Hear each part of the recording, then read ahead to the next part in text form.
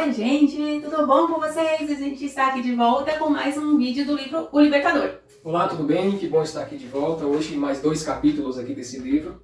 E logo a gente está no final, ou seja, estamos na metade. Estamos na metade, mais ou menos. Vamos no final, tá? Logo no final do ano a gente chega no final, né? Estamos na metade do livro e hoje a gente vai falar sobre o capítulo 41 e o capítulo 42. O capítulo 41 tem o título Crise na Galileia. A gente vai viver ali, a gente vai ver essa crise, esses momentos assim meio complicados que Jesus passou ali naquele período, depois que ele falou algumas verdades para as pessoas.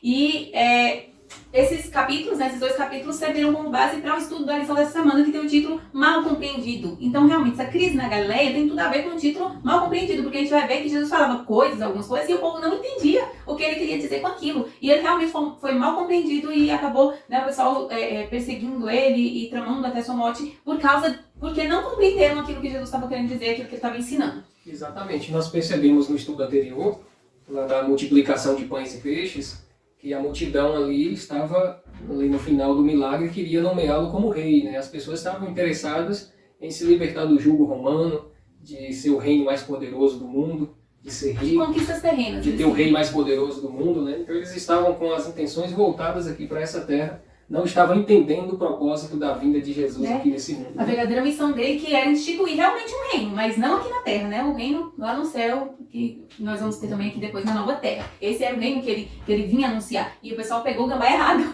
E aí estava entendendo as coisas tudo errado e querendo buscar realmente fazer de Jesus rei. E a gente viu semana passada que ele deu uma fugida do povo. E depois teve aquela parada lá no mar da Galileia, começou a tempestade, ele andou sobre as águas, a gente viu todos esses acontecimentos. E aí, enfim, Jesus chega do outro lado do mar da Galileia. E enquanto isso, as pessoas que ele tinha dispersado, né, depois de alimentar o pessoal, ele mandou todo mundo para casa, que foi quando ele ficou para lá. E aí o que acontece? Essas pessoas não viram Jesus atravessar para o outro lado. Então elas ficaram procurando Jesus lá onde ele tinha ficado e não encontraram. E aí, de repente, elas souberam da notícia que Jesus já estava do outro lado. E eles não entenderam nem como é que Jesus foi para lá. Mas foram atrás de Jesus. E aí, chegando lá, eles começaram com toda essa conversa de novo com Jesus e falando para Jesus que acreditava nele, que, né, querendo motivar a questão dele se tornar rei e tudo mais. E aí, pedindo para que Jesus fizesse mais sinais. Eles queriam ver mais sinais para que eles acreditassem em Jesus. Eu fico pensando, meu Deus, Jesus fez tanta coisa. Né? E eles ainda queriam mais sinais para acreditar em Jesus. E aí, Jesus meio que dava algumas respostas nele, falando assim, que eles não estavam em busca de sinais, porque eles já tinham visto esses sinais. Mas eles tinham comido pão e tinha enchido a barriga. Então o que eles estavam interessados? Em mais pão, em mais coisas para si mesmos. Eles estavam interessados que Jesus fizesse coisas para eles. Aqui nós percebemos as intenções de muitos cristãos, né? Você percebe que há multidões que hoje em dia dizem seguir Jesus. Igual naquela época, a maioria estão ali seguindo Jesus com interesses, está interessado em alguma bênção, em algum benefício, em algum milagre.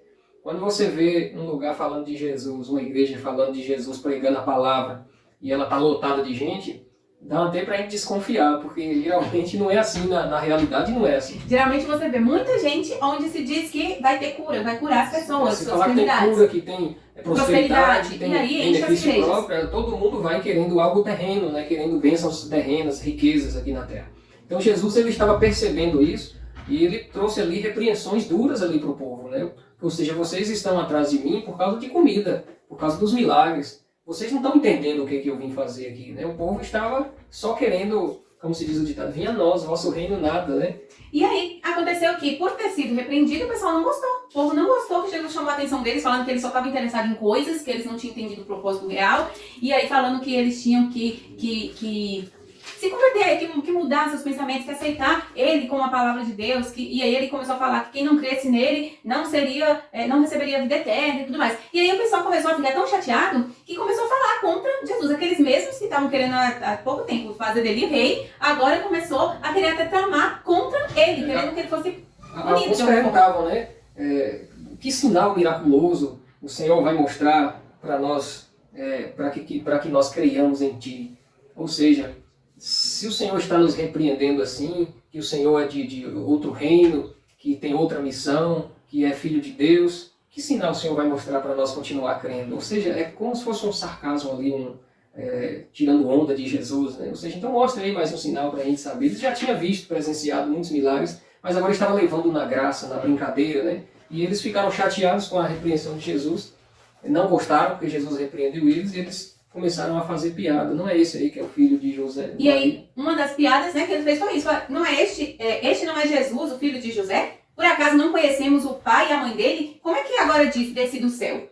Porque, né, Jesus falando para ele, com eles falou que ele tinha vindo, enviado de Deus, desceu do céu para vir atender, para cumprir a missão. E ele assim, oxe, como assim desce do céu? A gente não viu esse menino crescer aí, nasceu de Maria, José, e ainda meio que fazendo insinuações, porque a gente sabe que Maria engravidou, né, pelo Espírito Santo. Deus fez com que ela ficasse grávida de Jesus antes de se casar. Então, era meio que até falando assim, não sabe nem quem é seu pai. Isso trouxe dúvidas, né, para eles, e eles ali faziam piada, ó. O filho que diz que é de José, mas ninguém sabe quem é. A mulher engravidou antes de casar, ainda era virgem. Então eles trouxeram isso à tona justamente para poder trazer esse desconforto ali para Jesus, porque repreendeu eles, né? E eles faziam isso não é porque eles queriam também, tipo, por causa da raiva que eles ficaram, eles queriam criar dúvidas na mente dos outros, porque tinha gente que ainda estava fiel seguindo a Jesus. Então, quando eles falavam essas palavras denegrindo a imagem de Jesus, eles estavam querendo que as outras pessoas também parassem de seguir, de seguir e confiar em Jesus. E aí Jesus chega e dá mais algumas repreensões para eles. Jesus mostra ali, vem dando alguns esclarecimentos, né? Jesus dizendo para eles, olha, eu asseguro a vocês que aquele que crê em mim vai ter a vida eterna, eu também ressuscitarei no último dia. Começou já a esclarecer a sua missão. Olha, não é o que vocês estão pensando que eu vim fazer. Eu não me encerrei aqui. Outra, entendeu? Mas se vocês creem em mim, vocês terão a vida eterna. Eu vos ressuscitarei no último dia. E aí ele começa a falar em uma linguagem que às vezes as pessoas não entenderam muito bem, né? Lá que ele diz, se vocês não comerem da minha carne e beberem do meu corpo, jamais entrarão no reino dos céus. Comerem da minha carne e beberem do meu sangue, jamais entrarão no reino dos céus. E aí o povo começa a falar assim, como pode esse... o povo, as conversas deles. Como pode esse homem nos oferecer a sua carne para comermos? Então, só que o que eu achei interessante é que às vezes a gente pode falar assim, eles não entenderam o que Jesus estava querendo dizer. E eles realmente, achou estranho. Pela lei de Moisés, era proibido, por exemplo, se alimentar do sangue dos animais, né? Você tinha que drenar todo o sangue do animal antes de ingerir a carne. E aí agora Jesus fala que teria que comer da carne dele e beber do sangue. Então, eles começaram a acusar Jesus de blasfêmia. Só que a questão é que eles entenderam o que Jesus falou. Eles não estavam falando isso por inocência, porque não entenderam o que Jesus queria dizer com isso. Porque Jesus não estava falando literalmente comer a carne dele e beber o sangue, né? Era símbolo. E aí, eles entenderam o que Jesus queria dizer. Só que, como eu disse, tinha ainda muitas pessoas fiéis que seguiam ainda Jesus. Então, esses fariseus, esses líderes religiosos, queriam colocar a dúvida na cabeça das pessoas, para que as pessoas pensassem que Jesus não batia bem da cabeça. Começou, tipo, olha o que esse homem está falando. Tipo, esse homem não é certo, olha que conversa é essa. Então eles queriam fazer com que as pessoas duvidassem de Jesus. Por isso eles começaram a jogar esses questionamentos aí, falando assim, como é que pode esse homem falar que a gente tem que comer a carne dele? E aí as pessoas, né, começaram a pensar assim, será que realmente esse é o Messias? Ele está falando umas coisas que ninguém está entendendo. E Jesus tentando explicar ali de todas as maneiras, e eles se fazendo de besta, né? Porque eles estavam entendendo muito bem. E Jesus joga uma afirmação mais dura, né? Jesus já vai logo direto e fala, eu lhes digo a verdade. Se vocês não comerem a carne do Filho do Homem e não beber o seu sangue, não terão vida. Vocês não terão vida em si mesmos. Não obterão a vida eterna. Vocês não conseguirão viver sem mim, na realidade ele estava dizendo, né? Para vocês terem a vida eterna, vocês precisam de mim. Vocês precisam de mim por completo, né? Do sangue da carne. E aí é quando entra que a lição ajuda a gente a entender bastante por que Jesus estava falando por esse simbolismo, e que eles sim tinham entendido.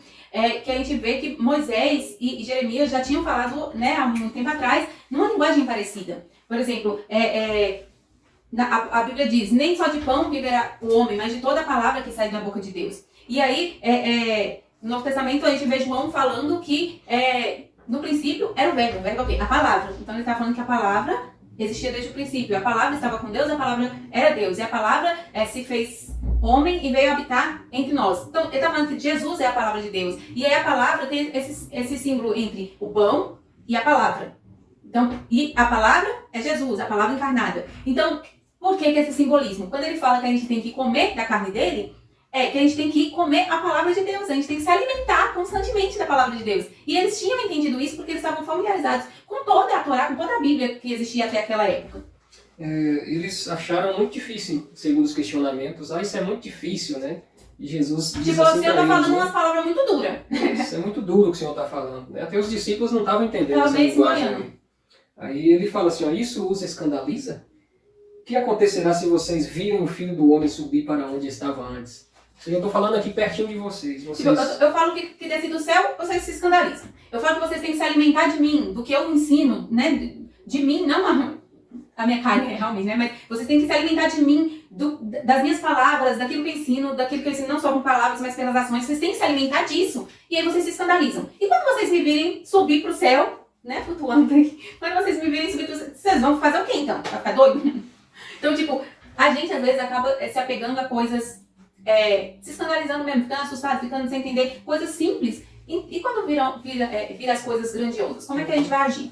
Enfim, esse capítulo nos mostra que eles ficaram decepcionados com Jesus. Eles esperavam que Jesus iria libertar eles do jugo romano, que iria ter um reino poderoso agora, rico, eles iam ter casas luxuosas, muita riqueza. Então a decisão deles era a seguinte: se não for esse rei para nos libertar do jugo romano, nós também não queremos ele como rei. Só para terminar esse capítulo, para a gente depois finalizar no próximo, eu achei ali uma parte, eu vou ler para não perder nada assim, porque eu achei muito interessante, que aqui fala que as pessoas de hoje em dia são iguais àquelas pessoas de Cafarnaum. Que quando a verdade chega no coração, elas veem a necessidade de mudança, que foi o que aconteceu. Jesus falou, elas viram que estavam erradas e precisavam de uma mudança. E assim acontece com a gente também. Então, quando a verdade chega ao coração, elas veem a necessidade de uma mudança completa, mas não estão dispostas a assumir a tarefa da renúncia. Tipo, eu sei que eu preciso mudar. Eles enxergaram a necessidade de mudança, mas não queriam renunciar às suas coisas, a seus gostos, às suas vontades. E aí eles vão embora ofendidos e se queixando. Dura é essa palavra. Quem pode suportá-la? Tipo, eles perceberam que tinha que mudar através do que Jesus falou, mas não queriam renunciar às suas próprias... Achavam que era muito difícil. Era muito difícil. E ao invés de aceitar, começaram agora a atacar Jesus com uma forma de defesa. Para tipo assim, eu não quero saber disso mais, porque isso aí eu vou ter que mudar, vou ter que fazer, sei lá, concessões, tirar coisas da minha vida que eu não quero abandonar. Então eu não quero nem saber desse Jesus. E aí foi isso que eles fizeram. E aí eu achei aqui uma reflexão muito interessante, para que você reflita aí em casa também, e que Deus possa falar no nosso coração através dessa palavra aqui, que eu achei, assim, o fechamento crucial aqui desse capítulo. Que quando as multidões comparecem e milhares são alimentados, as pessoas gritam em triunfo e suas vozes ressoam forte no louvor. Quantas pessoas estão sendo alimentadas, que Jesus está fazendo milagre, está todo mundo gritando em triunfo, cantando louvor e todo mundo feliz. Mas, quando o Espírito de Deus revela o pecado e as convida a abandoná-lo, elas viram as costas para a verdade. Isso acontece hoje também nos nossos dias. A igreja que fica só pregando prosperidade, bênçãos, cura, está lotada. Quando começa a falar dos pecados que tem que se arrepender, que tem que mudar, começa a falar da lei de Deus, o povo não quer nem saber. O povo não gosta que toca nos pecados, que toca no erro, quer receber bênçãos, receber glórias e viver no pecado. E Jesus estava mostrando para o povo que não é assim que funciona, não. Ele veio para tirar o pecado do mundo. Ele veio para perdoar os pecados e as pessoas mudarem seus comportamentos. Mas para eles era muito doloroso. Eles não queriam mudança, só queriam receber. Inúmeras pessoas hoje, se não tomar decisão de mudança na sua vida, uma hora ou outra vai afastar de Jesus, porque vai achar que a lei de Jesus é dura demais. É um fardo muito pesado, não precisa mudar, tem que continuar do mesmo jeito. E isso tem tudo a ver com o próximo capítulo, capítulo 42, que tem o título Arrancado pelas Raízes, que falam sobre as tantas leis criadas pelos rabinos em cima de uma única lei de Deus, que acabava fazendo com que o cumprimento dessa lei se tornasse insuportável. As pessoas não conseguiam cumprir tantas regras, tantas exigências, e acabavam se sentindo fracassadas e pecadoras e indignas, porque elas não conseguiam cumprir todas essas regras. Existia já a lei de Deus e eles criaram várias leis, milhares de leis defendendo os mandamentos. Leis que eles inventaram, não foi Deus. E quando eles criavam essas leis, eles criavam um fardo muito pesado que as pessoas não conseguiam obedecer, e nem eles, nem os líderes conseguiam. E eles agora colocaram espias para ficar seguindo Jesus, para ver se Jesus iria desrespeitar alguma dessas leis. E uma delas que Jesus desrespeitou foi a comer sem lavar as mãos. Que era uma lei deles. É uma lei deles. E para eles, a pessoa merecia até morrer se transgredisse uma lei dessa. Então, quando eles viram ali que Jesus e os discípulos comeram sem você viu a comida, o pessoal falou comer e não lavar a mão antes. Eles já ficaram chateados, já levaram informação, os espias ali já foram falar para os fariseus, né? E Jesus, que isso, escândalo, olha que escândalo, comeu e sem lavar as mãos, e a multidão ali, todos perceberam agora que exemplo esse homem está dando. Jesus percebeu essas murmurações e imediatamente já repreendeu, né? Ou seja, vocês estão podres por dentro, vocês são como sepulcros caiados, vocês lavam o copo por fora e por dentro está sujo, mas vocês acham que tem que estar limpo só por fora. Só para mostrar para os outros. Não é o comer sem lavar as mãos que vai me matar. O que vai te matar é a corrupção que está dentro de você. É o que sai da sua boca para fora que mata, que destrói. Ou seja, os líderes estavam cheios de corrupções dentro deles, mas aparentavam ser limpos, né, santos. E Jesus veio e condenou essa prática. Olha, vocês estão vivendo ao contrário. Vocês querem comer com as mãos lavadas e por dentro estão contaminados. Então comece primeiro a tirar a contaminação que está dentro de vocês, porque é isso que está matando vocês. Não comer sem lavar as mãos, né? E aí deixaram eles mais furiosos e ficaram irados com Jesus, né? Alguns, se tivessem a oportunidade de matar Jesus, eles matariam por esse motivo. Eles saíram dali decepcionados com Jesus. Jesus, ao mostrar que essas leis deles não faziam sentido, eles ficaram tão chateados, tão nervosos, que muitos os abandonavam, né? Jesus está transgredindo as leis, que isso? Sem meditar que eram leis de homens, eles abandonavam Jesus, caía fora. Chegou uma hora que Jesus acabou ficando sozinho, e só os discípulos ali perto. E ele perguntou para os discípulos, vocês também não vai não? Ou seja... Gente, eu achei isso tão triste. Pensa, depois dele ser aclamado, entrando em Jerusalém com o pessoal lá, quando ele entrou, né, com o jumentinho, o pessoal fazendo festa. Depois, nessa multiplicação de pães e peixes aí, que tinha cerca de umas 11 mil pessoas, né? Quando a gente coloca mulheres, crianças também, então devia ter ali umas 11 mil pessoas. Então, tanta gente seguindo ele. E aí chega um momento em que, por falar a verdade, por fazer o trabalho dele, que era apresentar a Deus e a mensagem verdadeira que ele deveria trazer para as pessoas, por fazer o que é certo, as pessoas o abandonaram a ponto dele perguntar para os próprios discípulos, que eram aqueles amigos, os mais próximos a ele, vocês não querem ir também não?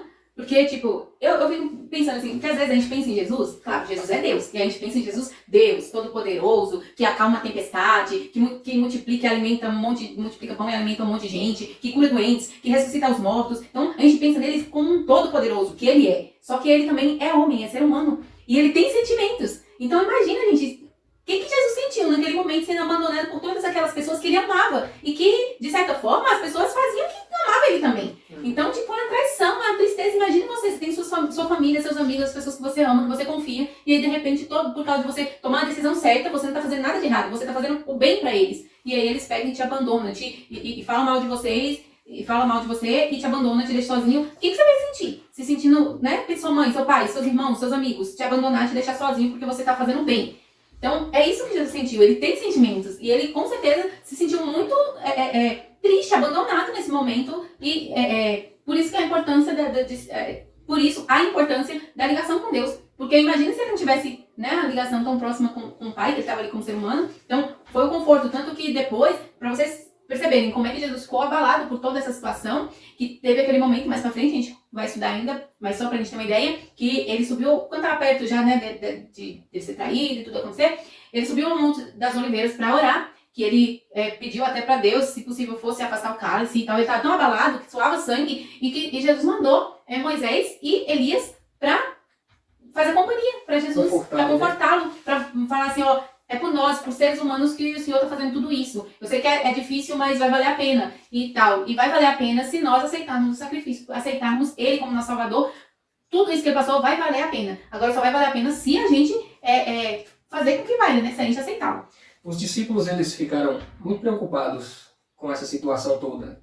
Eles perceberam que os espias estavam chateados por Jesus estar transgredindo essas leis deles. Eles sabiam que os espias que foram enviados ali para observar Jesus. Eles sabiam que isso poderia causar até a morte de Jesus, transgredindo essas leis. Então os discípulos chegou em particular com Jesus e falou para Jesus sobre essa situação, sobre ele estar deixando os espias chateados. Isso não seria bom. E Jesus já foi logo direto e falou assim para eles: toda planta que meu Pai Celestial não plantou será arrancada pelas raízes. Ou seja, é duro, mas é preciso ouvir. E se eles não for de Deus, se eles não estiverem vivendo para Deus, vai ser arrancado, não tem jeito. Doa em quem doer, sofra em quem sofrer. Mas, infelizmente, a verdade tem que ser dita, né? O que é para fazer tem que ser feito. Então, aqui nesse capítulo, foi um capítulo curto, né, que fala sobre essa mensagem. Nós entendemos, através dele, que Jesus ele não veio para agradar homens, ele veio para fazer a vontade do Pai. Ele não veio para bajular homens, ele não veio atrás de riquezas mundanas, ele veio para cumprir o seu objetivo. Nós não fomos chamados por Deus para agradar homens, para agradar o mundo.